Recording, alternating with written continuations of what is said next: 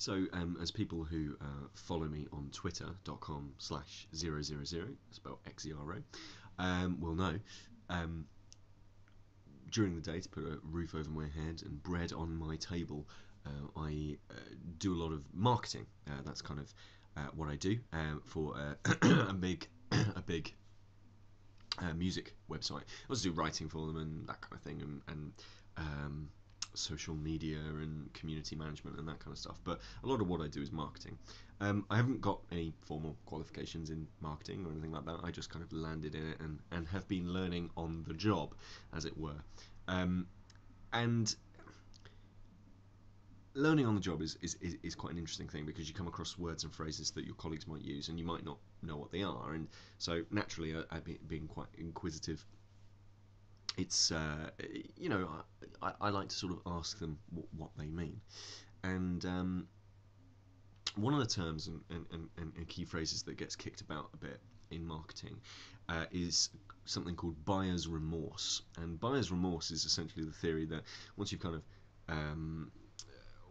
kind of bought something, you're more likely to feel that it's a good thing that you bought it. So you're likely to defend your purchasing decision, and it's a sound marketing theory, but it applies to something in games that I think is quite not disturbing, but kind of just a little bit annoying, that I'd like to very quickly touch on in this vlog, and that's that buyer's remorse is probably the biggest source of all of this sort of terrible forum comments that people like myself and other forum users have to sort of wade through. It's that thing of, if I say an opinion about a game that I've played, and somebody doesn't like it, well, and that person has bought it, I should say, then they're more likely to defend it and say, oh no, it is a great game, it's not shit, you're wrong,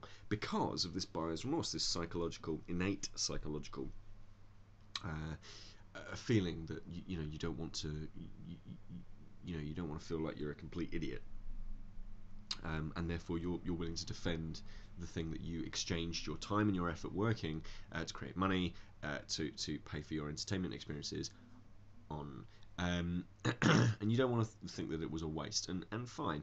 But recently I've had a couple of sort of comments on some of the reviews that I've made, and loads of them are, loads of the comments that I get are really positive and very beneficial and interesting, and some of them are critical of what I've written, but in a very constructive way, and that's really interesting, and I love those kind of comments. And some of them are just simply, you're wrong, with no answer. And one particular comment that I had recently, and the reason I wanted sort of spurred me to do another video at the moment, is somebody said, I doubt that you've played the game.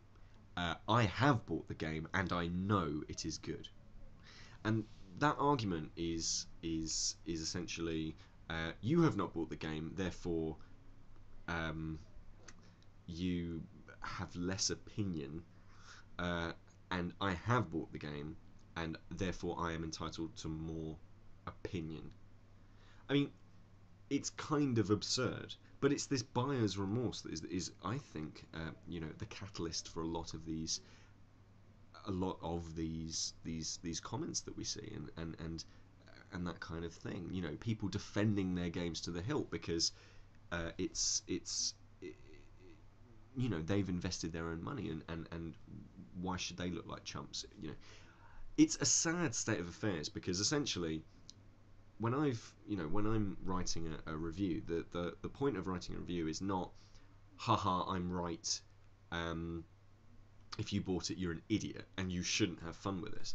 The point is, this is my opinion, and if you value my opinion, or you think my opinion is in some way interesting, or you want to make a value judgment on a future purchase based on a piece of writing that I've put together, then that's lovely.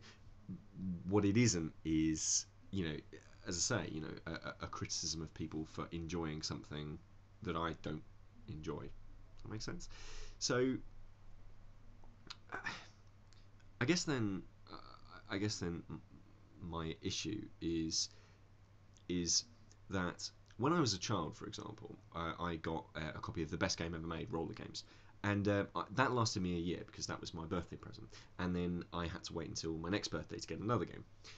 So if anybody ever criticised that game, and to some extent today, if anybody ever criticises that game, I'm prepared to sort of defend it a lot more than somebody who came into it fresh. And the reason is, I spent so much time with it, I convinced myself that it was the best game ever made because it was the only game I had access to. And if it had been, Lolo's Adventure or Manic Miner or whatever game it was, that would then be one of the best games ever made because I had convinced myself as a child, a more immature human being, that that is the case, and that's and as a kid that's fine, but we should be able to talk analytically, and we should be able to talk honestly and openly about games, and and I guess that's it. I mean, I guess my big thing is my big sort of statement that I kind of want to make with this is that's something that if you personally are going to go and post a comment on a forum about a game that you've bought, a game that you've enjoyed, criticizing without constructive quality somebody else's point, just think for a moment. Just go somewhere and think, okay, do I actually believe this, or is this because I have this buyer's remorse? Am I that interested, or do I just feel a little bit foolish that I've spent maybe a little bit too much money on something I don't really enjoy? And there we are. That's kind of the point that I wanted to make. So come and visit my website, XeroXeroXero's.wordpress.com, for this video, I guess, and information on how to get in contact with me, and my sort of resume and details of past work and what I'm up to at the moment and that kind of thing. And I will catch you all very soon.